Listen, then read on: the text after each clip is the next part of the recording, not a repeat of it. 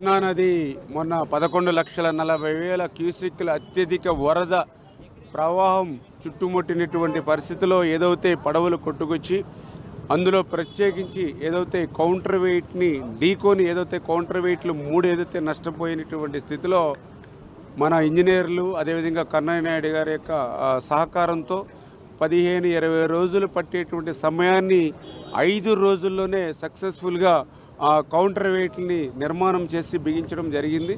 ఎందుకంటే దగ్గర 17 టన్నులు ఉండేటువంటి కౌంటర్ వెయిట్ని వితిన్ డేస్లో మనం చేయగలిగాం. కానీ ఏదైతే వైఎస్ఆర్సీపీ కుట్రల్ని బద్దలు కొట్టడానికి ఛేదించడానికి మాత్రం చాలా సమయం పడుతుంది. ఏదైతే ఈ యొక్క ప్రకాశం బ్యారేజీకి అడ్డుపడినటువంటి ఆ పడవల్ని తొలగించేటువంటి పని నిన్న ఉదయం మొదలు పెడితే రాత్రి వరకు కూడా ఎన్ని ప్రయత్నాలు చేసినా కూడా సఫలం కానిటువంటి పరిస్థితి. అంటే ఏదైతే గతంలో ఒక పడవ దీన్ని అడ్డుకున్నప్పుడు కూడా ఎవరైతే బెకమ్ సంస్థ ఎవరైతే ఉన్నారో వాళ్ళే ఆ పడవని తీయడం జరిగింది.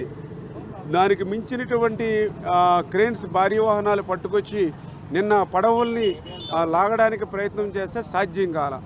ఏంటనేది చూస్తే ఏదైతే 3 బోట్స్ కూడా ఒకదానికొకటి లింక్ అయి ఉన్నాయని, అంటే మనం ఒక బోటుని లాగడానికి ప్రయత్నం చేస్తే దానికి మళ్ళీ వెనకాల ఒక 2 బోట్స్ని దాని క్రిందకి లాగుతున్నాయి. అంటే 3 బోట్లు అంటే దగ్గర 340, 120 అంటే 100 నుంచి 120 టన్నులు కెపాసిటీకి అది 3 లింక్ అయి ఉండడం వల్ల మరి బయటికి రానిటువంటి పరిస్థితి కనపడుతూ ఉంది.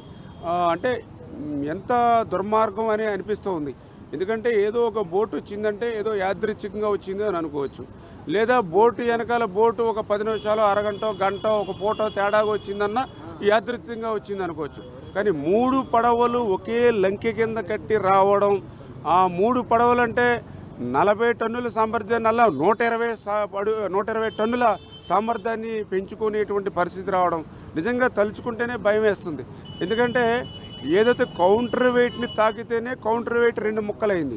ఈ 120 టన్నుల సామర్థ్యాన్ని పెంచుకునేటువంటి 3 బోట్లు కూడా ఒక్కసారిగా సెంటర్ ఫిల్లర్ని కనుక తగిలి ఉంటే ఈవేళ ఈ బ్యారేజీ మీద మీరు నేను నిల్చుని మాట్లాడుకునే వాళ్ళం కాదు. ఈవేళ క్రిందంతా కూడా బంగాళాఖాతం వరకు కూడా కలిసిపోయేటువంటి విధంగా ఉండేటువంటి పరిస్థితి ఉండేది. అదేవిధంగా ఇంకొకటి కూడా చెప్తూ ఉన్నారు, ఏదైతే ఆ పడవల్లో శాండ్ కూడా నింపి ఉండొచ్చు అని కూడా చెప్తూ ఉన్నారు. ఈ రకంగా అంటే 5-6 జిల్లాలకు త్రాగునీరు, లక్షల ఆయకట్టుకు సాగునీరు అందించేటువంటి ప్రకాశం బ్యారేజీ దగ్గర 170 సంవత్సరాల నుంచి 100 సంవత్సరాల ఆనకట్టుగా 70 సంవత్సరాల బ్యారేజీగా రైతులందరికీ కూడా సేవలు అందించిన బ్యారేజీ మీద కూడా ఇటువంటి కక్ష ఉందా అంటే చాలా ఆవేదన కలుగుతున్నటువంటి పరిస్థితి. నిజంగా ఇటువంటి దాని మీద గట్టిగా ముమ్మరంగానే దర్యాప్తు జరుపుతాం. ఖచ్చితంగా దోషులు ఎవరైతే ఉన్నారో వాళ్ళని శిక్షించేటువంటి వరకు కూడా వదిలే ప్రసక్తే లేదని చెప్పి తెలియజేసుకుంటూ, ఏదేమైనా ఇప్పుడు ప్రజెంట్ మాత్రం మా ఫస్ట్ ప్రయారిటీ ఏదైతే బోట్స్ ఏవైతే ఉన్నాయో వాటిని వెలికి తీయాలి. అందుకే ఈవేళ విశాఖపట్నం నుంచి, కాకినాడ నుంచి కూడా డ్రైవర్స్ని కూడా తీసుకురావడం జరిగింది. వాళ్ళు చాలా ఎక్స్పీరియన్స్, వాళ్ళు కిందకి లోతులో కూడా దిగి ఆక్సిజన్ సిలిండర్స్ తోటి వర్క్ చేసుకుంటారు. అదేవిధంగా వాళ్ళు కూడా కిందకి దిగినప్పుడు ఆ బోట్ ఏదైతే ఉందో ఇప్పుడు తీయడం సాధ్యం అవ్వట్లేదు కాబట్టి దాన్ని 2 హాఫ్లుగా కట్ చేసేసి, అంటే ఒక బోట్ని 2 కింద కట్ చేసేసే విధంగా ఆ కట్టర్స్ ఇవన్నీ కూడా మెటీరియల్ అంతా కూడా ఇప్పుడే తీసుకుని దింపుతూ ఉన్నాం.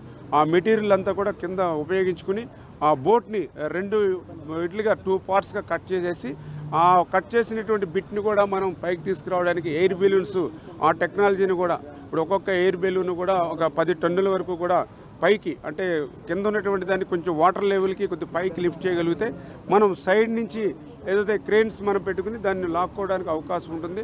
ఆ రకంగా 12 ఎయిర్ బెలూన్స్ అంటే దగ్గర 100-120 టన్నుల వరకు కూడా లిఫ్ట్ చేసుకునేటువంటి శక్తి ఉంటుంది. కాబట్టి ఇట్లా మల్టిపుల్గా ఇటు డ్రైవర్స్ని వాటర్లో దిగి కట్టర్స్ పెట్టి దాన్ని బోట్స్ని కట్ చేసి అదేవిధంగా బెలూన్స్ ఇవన్నీ కూడా ఉపయోగించి ఈరోజు సాయంత్రం లోపల వీటిని వెలికి తీయాలనేటువంటి ఆలోచనతో మన వాళ్ళందరూ కూడా పనిచేస్తూ ఉన్నారు. Thank you very much.